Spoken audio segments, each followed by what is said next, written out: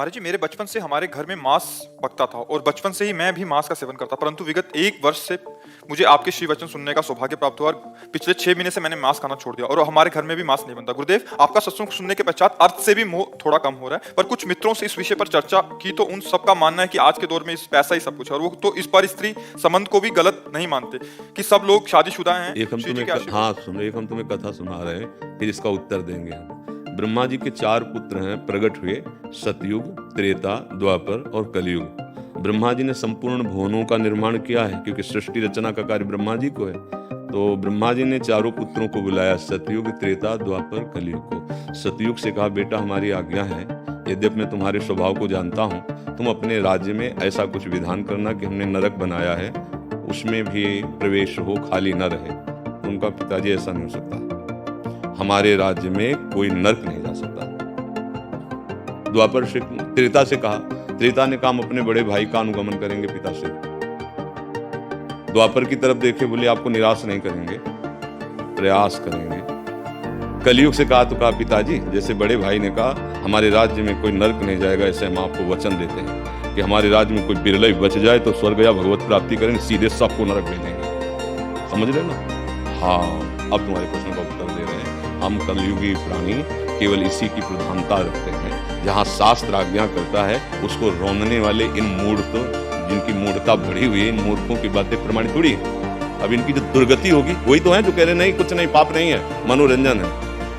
समय आएगा, समय मैं कहता हूँ भगवान से डरो, लेकिन नहीं, किसी को समझाओ मत, आप समझ जाओ। कह रहे ये राक्षस बुद्धि वाले तुम्हें समझ में, जो तुम्हारे द्वारा बन, ये दैवी शक्तियां हैं, केवल भगवान की सृष्टि की सृजन के लिए तुम्हारी अर्धांगिनी बनी हुई है, तुम्हारी बेटी बनी हुई है, तुम्हारी माँ बनी हुई, तुम्हारी बहन बनी हुई। एक जो girl friend, boy friend, live in relation, ये जो सब गंदी बातें चली है ना, ये धर्म की धज्जियां उड़ा रहे हैं। महाराज जी शादीशुदा लोग हैं वो, फिर भी आप ऐसे करते हो तो पाप है ना वो। अरे भाई, हम कह रहे अपनी पाणी ग्रहण की हुई पत्नी के सिवा कहीं भी गंदी दृष्टि नहीं रखनी चाहिए।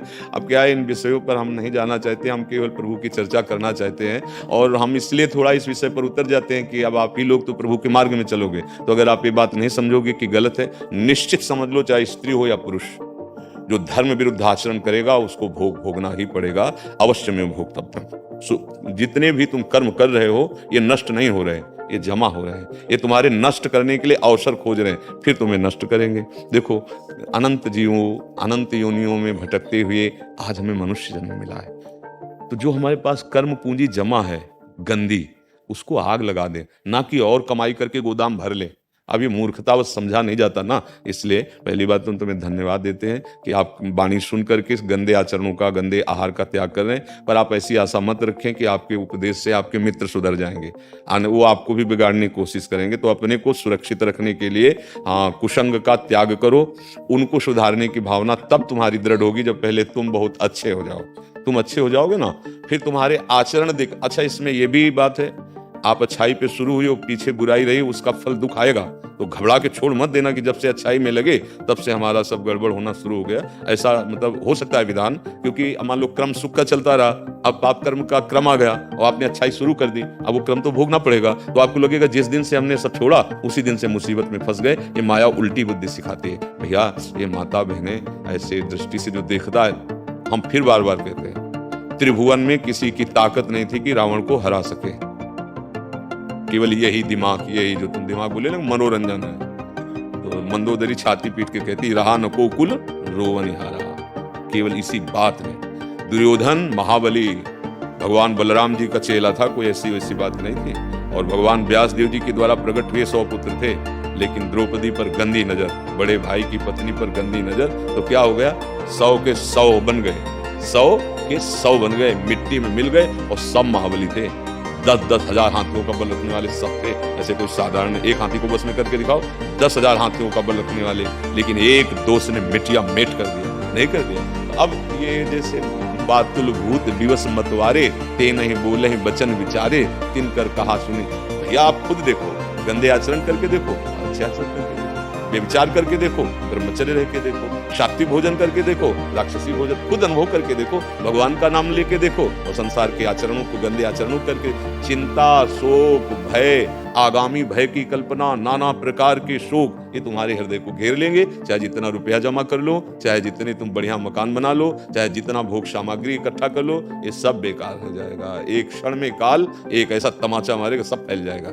इसलिए अच्छे आचरण करो, अच्छा भोजन करो, नाम जप करो, गृहस्थी में हो, काम वेद ना आवे, अपनी पत्नी को पाणी ग्रहण जिससे किया उससे पत्नी को चाहिए कि भगवान ने जब संयोग बनाया तो अपने पति पर ही अपनी वृत्ति सीमित रखे। दोनों धर्म से चलो तो गृहस्थी में रहते हुए धर्मयुक्त भोगों को भोगते हुए आप भगवान के कृपा पात्र बन जाएंगे।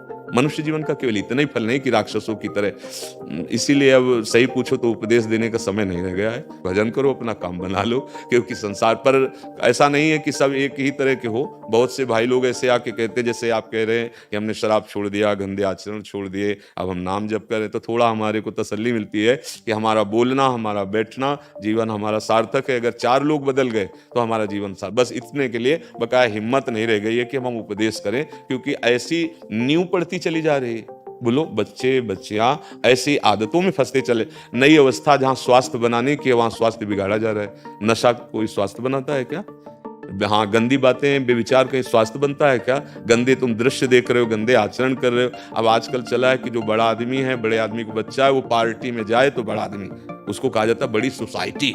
और सोसाइटी में क्या हो रहा है? सब घटिया वाली बात हो रही कि नहीं हो रही? शराब पीना, नाचना गाना, इधर उधर छूना, देखना सुनना, गंदे आचरण, यही तो है ना पार्टी। भला ऐसी पार्टी हो कि बढ़िया सुंदर भोग लगाए भगवान को और सब बैठकर नाम कीर्तन कर। अब हम मानेंगे कि हाँ ये बढ़िया पार्टी हुई, 100 लोगों का भोजन बना, ठाकुर जी का भोग लगा, 10-20 ऐसे रोड में जो भूखे बैठे उनको पवा दिया और आप लोग पाइए और बैठकर कीर्तन कीजिए और आराम से घर जाइए, तो ये हो गई बढ़िया पार्टी। वो पार्टी लद के बेसुध गाड़ी में आ रहे, एक्सीडेंट हो गई, पार्टी खत्म। पार्टी कितने ऐसे घटनाएं हो रही देख रहे ना, उठा लेकर उसको पार्टी और काटकूट पार्टी। अभी तो तुम समाचार सब सुन ही रहे हो। हमको तो जैसे नए बच्चे जो यहाँ जुड़ते हैं वो जब बता, अब ये स्थिति की टीचर बैठ करके छात्र के साथ मदिरापान कर रहा है। हमारे पास विद्यार्थी जो है तो जैसे बताए, हमको ऐसा कैसे हो सकता है, तो गुरु होते हैं। अरे बोले महाराज जी अब आपका समय हो, ये टीचर ऐसे मेज में रखी है मदिरा और ऐसे छात्र बैठे और वही छात्र उनका प्रिय होगा जो लाएगा। अब क्या विद्या हो, अध्ययन होगा, अब क्या बहुत समय। हम तो ये कहते हैं जो आए हो सत्संग में बड़े कृपा पात्र हो।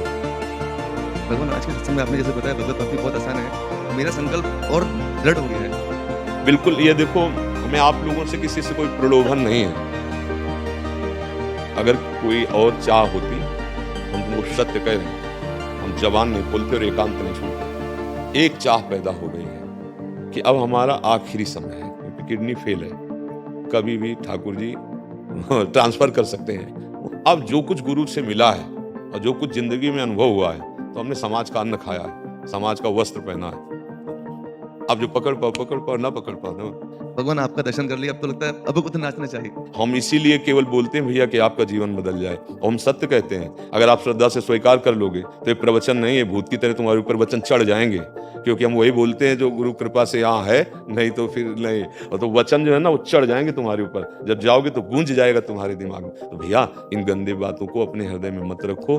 देखो आजकल पति पत्नी का प्यार ऐसे बिखरा हुआ है, कब कौन कहां से तलाक, किसकी तलाक, ये शब्द हैं। अरे एक बार दोस्ती का हाथ मिला लिया तो एक दूसरे की गलतियों को माफ करते हुए अपनी जिंदगी का निर्वाह करते हुए आनंद पूर्वक रहो। लड़ाई झगड़ा ये आज इससे कल उससे, मन फिर क्या जीवन रह जाएगा। चलो यौवन अवस्था है, या एक अवस्था और आएगी वृद्धावस्था, फिर क्या होगा? तुम्हारे कर्म जब तुम्हारे ऊपर लागू होंगे, दंड भोग, तब क्या होगा? इसलिए बहुत यही कमाई की अवस्था है, इसमें अच्छी कमाई कर लो या बुरी कमाई कर लो। और देखो एक अनुभव की बात कहते हैं, जैसे हमने जीवन में कभी बंदूक नहीं चलाई है, तुम्हारे सामने रख दीजिए, हम उसको चला ही नहीं सकते। ऐसे जीवन में तुमने भजन नहीं किया है तो पक्की बात समझो, बुढ़ापा में माला रख लो, चंदन लगा लो, सब कुछ कर लो, भजन नहीं होने वाला, क्योंकि अंदर का अभ्यास संसार का है ना, वो ऐसे ही चलेगा। अब जिसने अभ्यास किया है तो 1 सेकंड में लक्ष्य पे गोली मार देगा, क्योंकि उसने अभ्यास किया है। हमने अभ्यास नहीं किया। अगर आपने जीवन में भजन का अभ्यास किया है तो फिर वृद्धावस्था में और भजन होगा कि भैया अब हम तो छुट्टी और खूब राधा राधा राधा। और जो सोचते जवानी में पापाचरण कर लो, बुढ़ापे में भजन करेंगे तो नहीं होगा, क्योंकि पापवंत कर सहज स्वभाव, भजन मूर्ति भाव। समझ में आया भैया? सुमन